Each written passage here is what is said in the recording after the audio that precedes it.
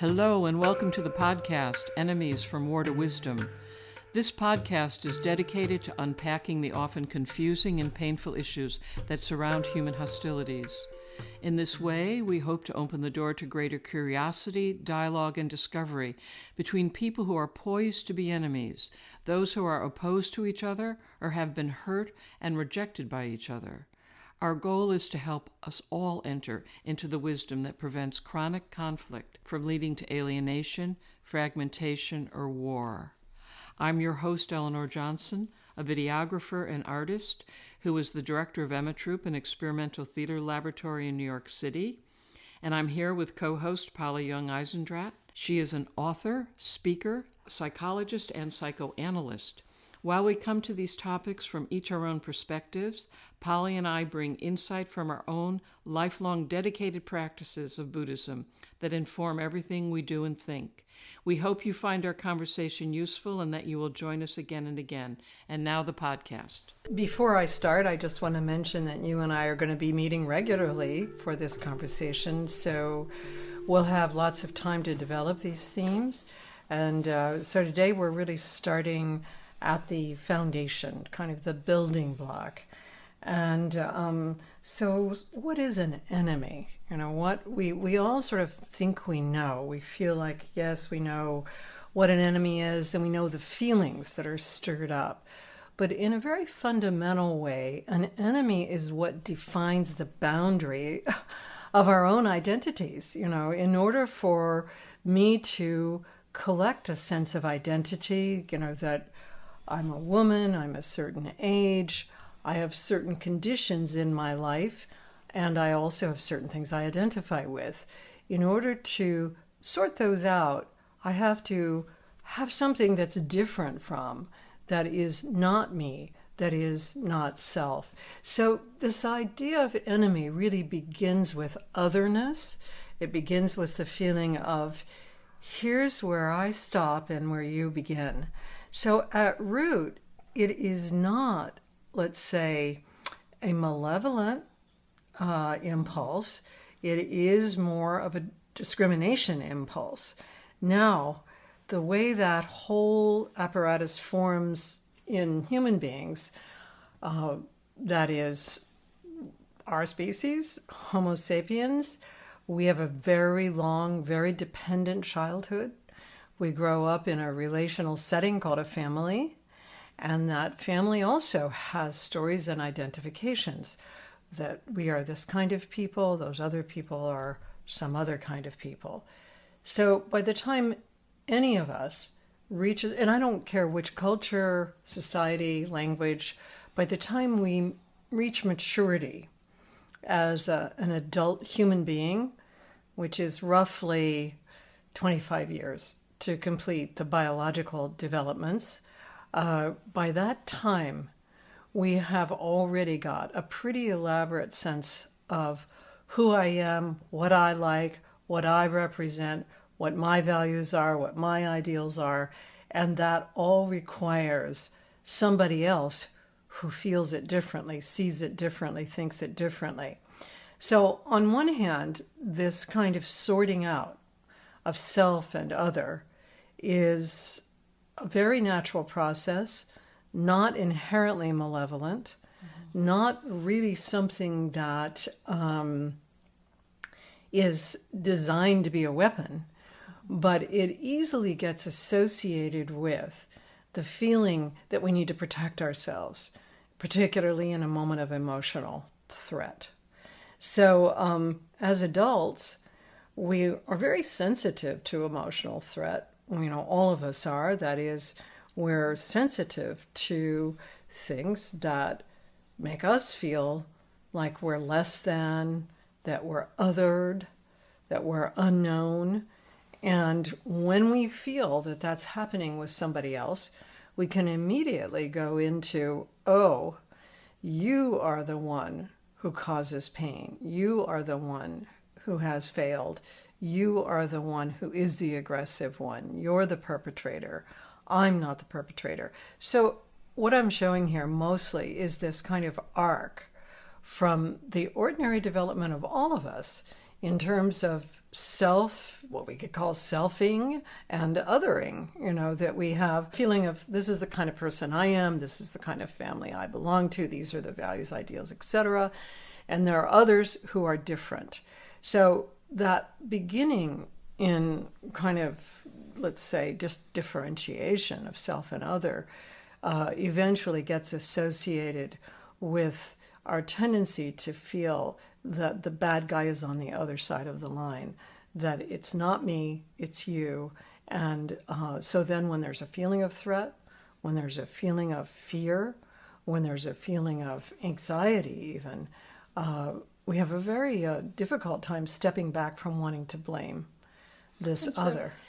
And can we talk just a little bit about, how we come to learn about, stepping back when we're in the presence of these conflicting emotions, which is so, it's when we're, seem to, lose all our resources and lose our clear thinking.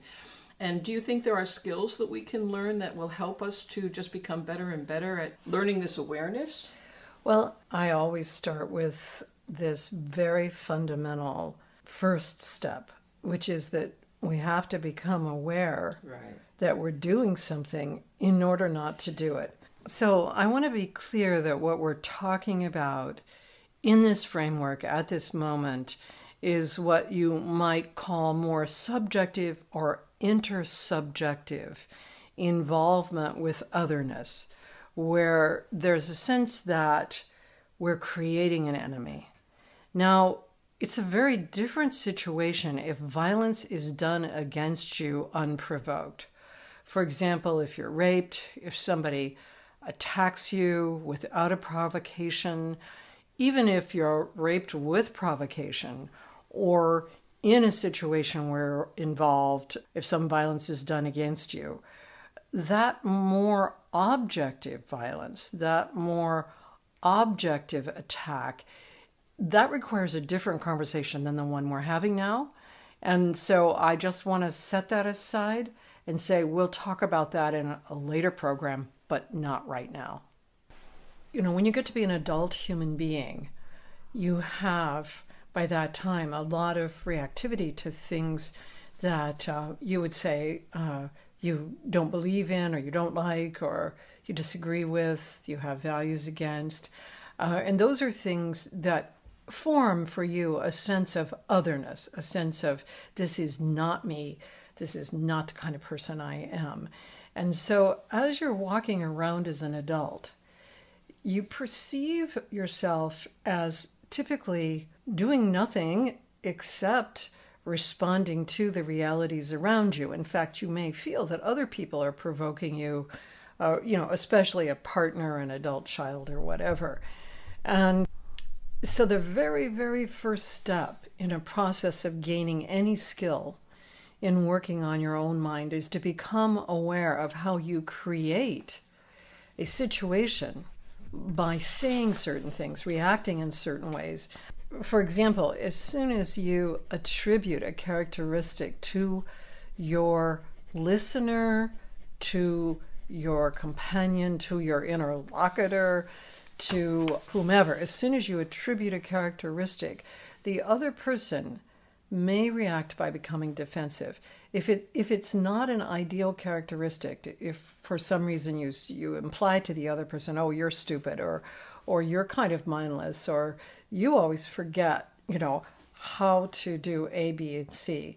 As soon as you imply that, the other person unconsciously picks up the threat and begins to defend herself or himself, which then may be active aggression, that is, fighting with you, criticizing you, passive aggression, withdrawing from the interaction, stonewalling, procrastinating, or just kind of freezing up.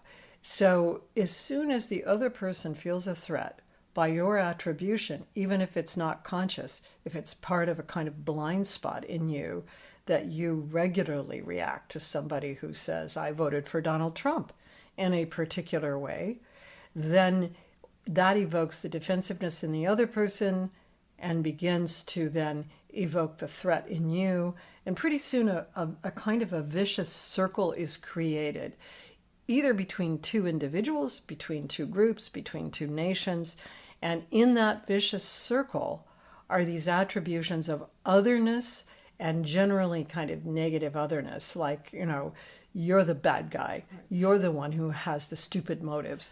That attribution keeps going back and forth. And so one of the things that so many of us do when we're in this kind of fierce reactivity, when we've been wounded or hurt or rejected or disappointed, or we dislike, or we're caught by our own idealization, and you're talking about a deeper way of working with the mind, so that when we're in these charged experiences, we have a resource that can help us to separate out a little bit and see that it does, that the enemy isn't out there, but that if we could work within ourselves, we could probably diffuse. And I mean, in many ways, I'm also hearing that you're talking about a much deeper approach to dealing with conflict, both personally and collectively. Well, I'm hoping that it will be ultimately a simpler, more natural way of understanding how these things, these terrible destructive conflicts, these repetitive conflicts take place.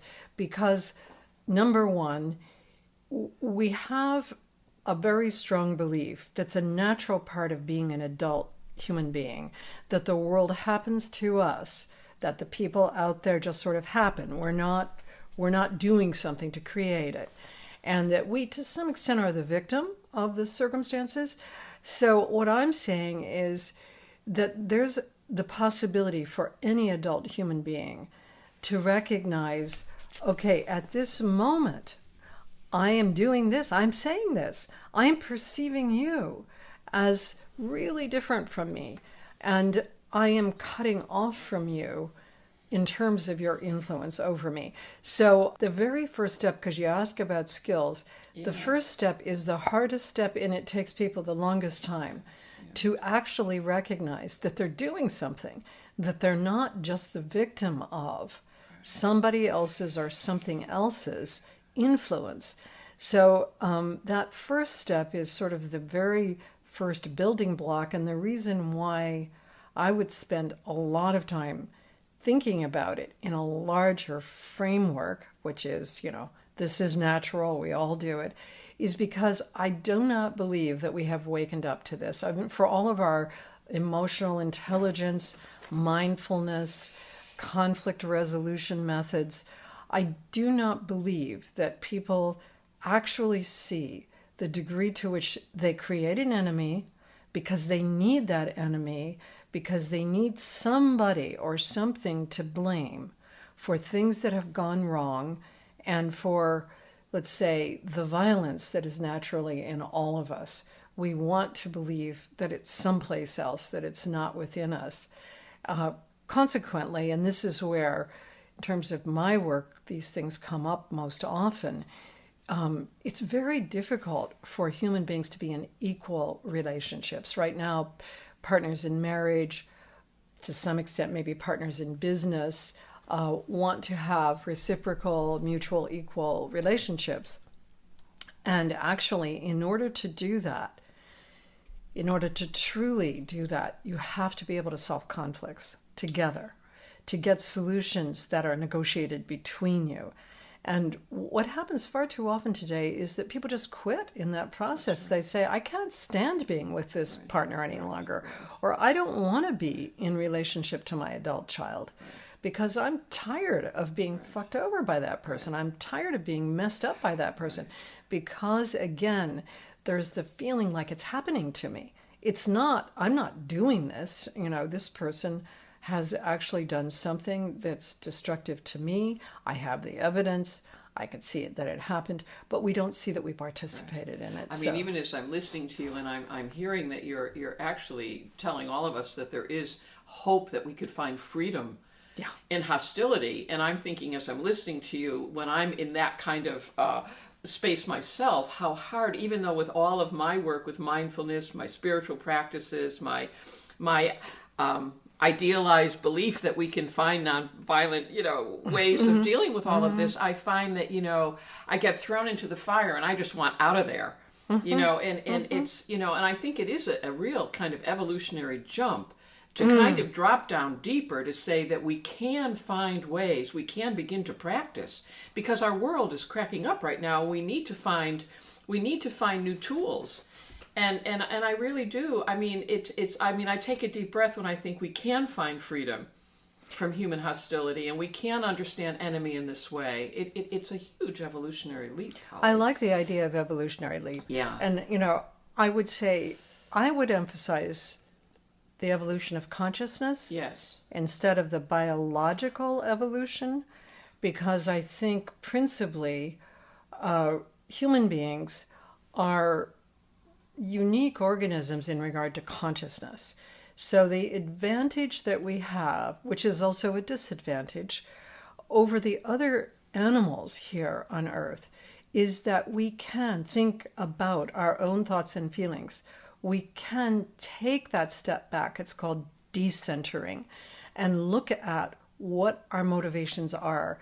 We can reflect on the action that we've taken after we've taken it and say, whoa, what did I create there?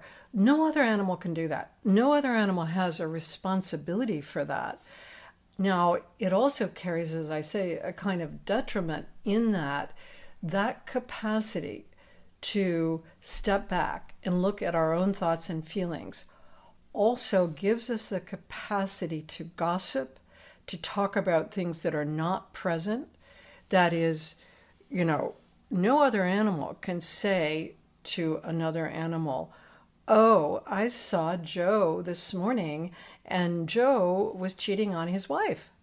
Other animals can't communicate what they don't see in the moment. What we do as human beings is, and Harari's book, Sapiens, talks a lot about this, Yuval Harari's book, is that we can talk about things that are not present because we can decenter from the present moment.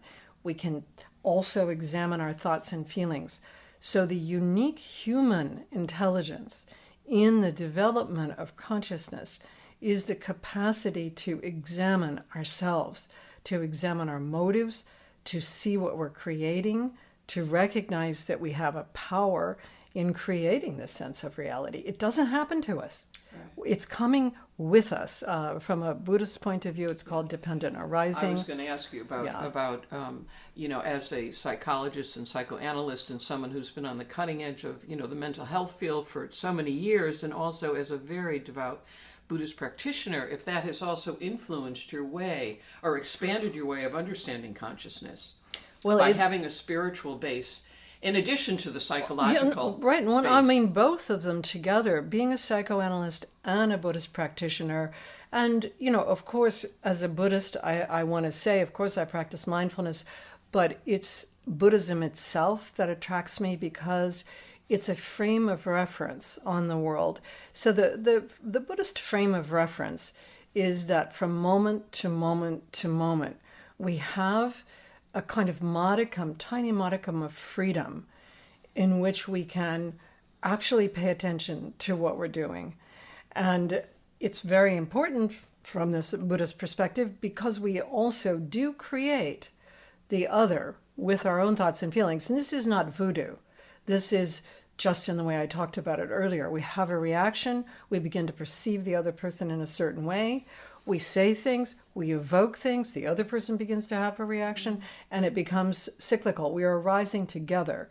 So from a Buddhist perspective, we have a responsibility to know that. From a psychoanalytic perspective, we find some tools to actually examine it. We begin to recognize on a moment-to-moment basis that we have some repetitive or fixed habits that the various psychoanalysts could call psychological complexes. I'm a Jungian, so that's Jung's term is an unconscious complex, is repetitive, and leads us towards always seeing things in the same way, feeling things in the same way, hearing things in the same way. And then from a Freudian perspective, we could call it a repetition compulsion. From some psychoanalytic perspectives, it's called projection or projective identification. So there are a lot of technical words, that I don't really like to go into because I think we can understand it best if we just work from our own examples in our own lives how we feel when we're with somebody that we strongly, strongly disagree with or strongly distrust, even if it's someone we're supposed to love. So yeah, I take my cues, a lot of my cues, from the combination of Buddhism and psychoanalysis, and then also from having worked with people, now over many, many years in individual psychotherapy, psychoanalysis, and couples therapy. And the couples therapy in particular, I can see how the two people are creating each other and they get locked into a food fight. And then that food fight starts to diminish their capacity to solve a conflict, to work on the problems in their lives, and then it starts to diminish their intimacy and their enjoyment of each other because they have created a sense of being with an enemy. There's a feeling like, I can't trust you. I don't want to be around you because you intentionally hurt me. You know me, you know what kind of person I am, and you've done these things to harm and hurt me, and so I cannot trust you. So that's the kind of couples dance that I see. And also, the whole issue of trust. I mean, once that's broken, we get so lost. We just, so... What do you think trust is? I mean, and I mean it in a very basic way, like if you trust your bank or you trust your friend or you trust yourself, what's going on there? I mean, you're talking about, from as a psychoanalyst and psychologist, I mean, talking about, the interpersonal subjective world. And I, as an artist, have been working with, human imagination and kind of creativity where we reimagine. So it's like, how do we go into these deeper themes where we find, the groundwork, the common groundwork where we can hold trust? Like one of the things I'm working on in this film that I'm working on has to do with, what is the true meaning of peace? What is the true meaning of democracy? What is equality? What are all of these big issues? And where do we find an ability to stand firm? Especially now when the ground is moving in all these different directions and things are becoming so divisive and disjointed. So would you say that trust is somewhat synonymous with standing firm? Would you say that that's in your work, that what you call standing firm, finding a solid ground, would be a way of describing trust? Well, I mean, what allows us to believe in humanity? What allows us to believe in the possibility that something can change? What allows us to believe that we can transform suffering?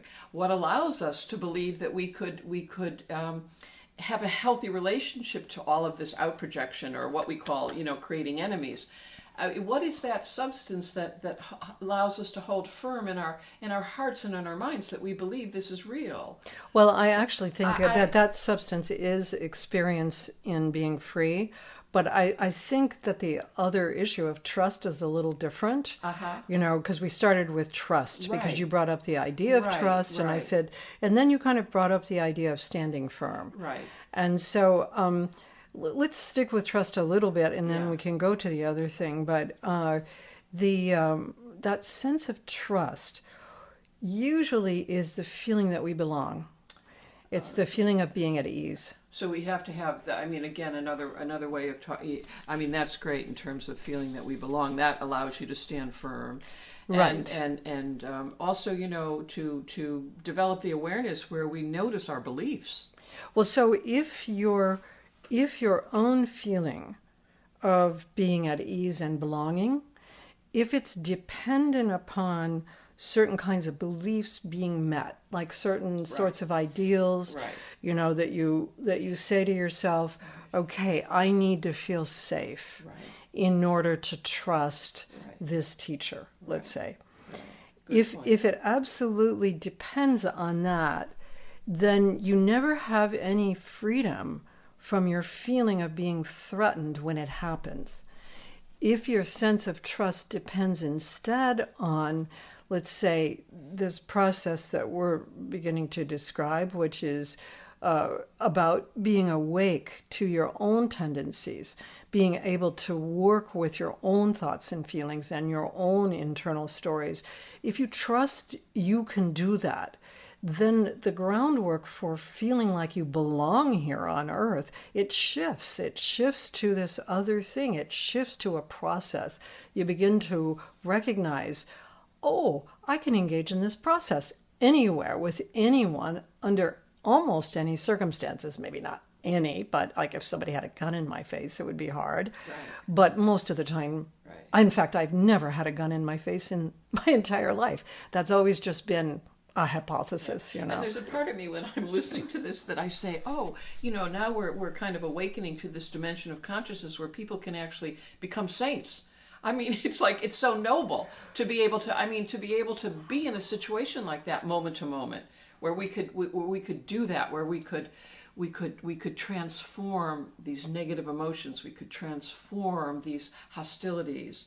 I mean, that it just feels... Well, I mean, I think you probably like the saints. I mean, I feel like it's the possibility of becoming human, because human beings can do something that other animals can't do. It is an evolutionary leap. You know, and it would really, if we actually can see what we can do, this capacity to decenter took us to the moon when we'd never been to the moon, because we went step by step by step. Oh, if I go here, it will look like this. If I go there, it looks like that. So this is the same mechanism whereby we can examine our own motivation, our own blind spots, our own, you know, sort of moment-to-moment experiences, and hold open the possibility that we can go someplace that we've never been before. You know, so a lot of times people come to couples therapy, for example, and they say, you know, we've been together for 30 years, we've seen 5 couples therapists, and yet we still cannot talk about this event that took place. Maybe they've, you know, had a terrible tragedy in their lives, child's death, or maybe they've had not something that looks like a tragedy. So that one person said something 10 years ago that was really, really mean and insulting to the other person, and the two people cannot seem to recover from that. So people will come to therapy and say, well, you know, we want to do this completely differently. We want to learn to trust each other. But rarely does anybody come to couples therapy and say, you know, I realized that I don't see my partner fairly. I don't actually allow the other person to be herself or himself or as that person is, but that I'm always pushing and pulling on it. I'm always trying to get the other person to be the way I want them to be. I would say, I don't think I've ever had anybody come through the door and say, I want to change my own view of the other person. What they want to do generally is change the whole relational pattern, but they want me to change it. They want me to change something so that they can then feel the results. But I can't do anything other than wake up each person to saying, no, what are you seeing in what your partner said? What did you hear in that? You know, and let's paraphrase it. Let's look at it. So there's a process that starts out with becoming aware that you're actually creating an other, moment to moment to moment. And many times it's to defend yourself that you're doing that. And then number 2 would be, can you step back and try to listen to what the other person's saying? It's the beginning of a dialogue process. And we'll be talking a lot about what real dialogue is and how it's different from ordinary conversation and reactivity. Well, one of the things that comes to me, again, as I'm listening to you, is that in the work that we've been doing when we started this huge project, this film project, we started by asking ourselves, what is the true meaning of peace? You know, where is it? And in order to do that, we found ourselves having to be willing to step into war. Mm-hmm. And to start looking at all of that. And then the questions became, or the kind of investigation for us became, what's our relationship to the outer enemy? How do I find the inner Nazi in me? Or how do I deal with hatred? I mean, all the things that you're talking about now in terms of relationship, it's relational. We were dealing with in terms of, you know, kind of world events, you know, and stepping into that. And really, I mean, it was a profound experience to meet that, to actually be able to look at it, then listen to it, and then let the reflection come back to us. and it was life-changing. So, And, when you think about war and peace, as you were saying, that if you see that they're always together, you never have just peace or just war. Right. War and peace are coming together, they're arising together, and they're coming from some kind of motivation within the Homo sapien to do one kind of thing or another. Now, I think you probably know that as long as our species has been on Earth, we have never been able to live peacefully. Right, exactly. So we are inherently a violent species. Until we recognize that deeply, again, we won't know. Right. We won't know because we'll feel like, okay, the tiger is more violent or the snake is more violent or whatever. There's no other species that actually, what I would say, is motivated by ideals and opinions to harm another member of its species. So it's not just that if you come at me with a hatchet, I'm going to come back at you with a hatchet. I could come at you with a hatchet because of what you believe. I could decide I'm going to kill you because you're wearing a red shirt. Right, exactly. And that makes sense to Homo sapiens. That is not a ridiculous idea, because we would say, okay, you belong to that tribe. That tribe has these beliefs, and our tribe knows that it should be the other way. Right. So, the war and peace thing, if you can see, these are always coming up together. They're always entangled. And each of us has a responsibility for allowing that particular dynamic to open up so that it can become war and peace, so that we can have conflict and resolution on a moment to moment rather than long periods of time of total reactivity, which is war. In many ways, going back to the kind of the worldview, when we're learning these tools of disarmament, we're learning how to defuse the atomic bomb that we carry within our own hearts, and all of this, and in learning this kind of radical creativity, this deep practice of just awakening to this possibility. I mean, it's very. I mean, it's a very. It has, it has extraordinary nobility. It's like, I mean, what an aspiration. Well, what about the possibility that it has extraordinary humanity? I mean, because I like to contrast humanity and ideals. Right. Right. Because because it gets so lost. That's right. That's right. The human being gets lost in there. Yeah, right. Yeah. Many times human beings have ideals that go beyond our humanity. So, I mean, Hitler's a great example always, because Hitler had ideals to make everything better. And he didn't even think he was among the better. He was going to make the world purer and better and so on by getting rid of what was bad and evil. That way of proceeding, that way of understanding the world and even feeling reality is available to all of us.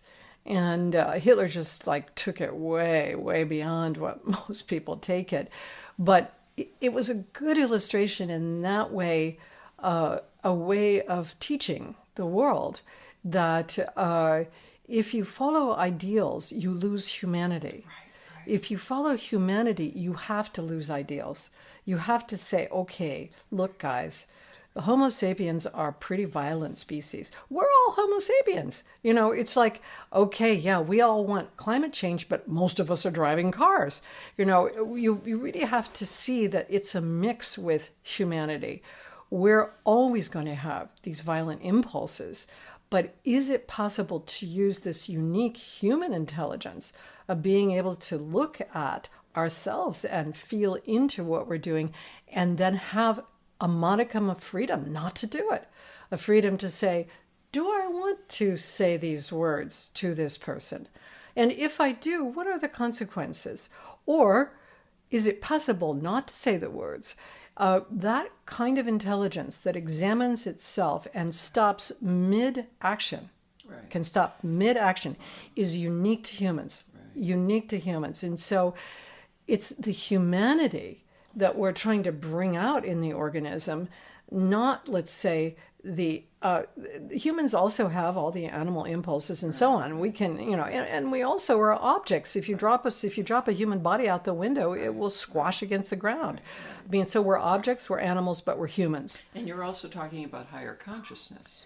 Well, I'm talking about human consciousness anyway. Yes. I mean, there's a higher consciousness than that. Or higher consciousness within the human. Within the human. This is a very possible thing. Versus the animal. Versus the saint or whatever, because I think ordinary human beings, just regular people that are pumping gas and walking around. That's right. All of us.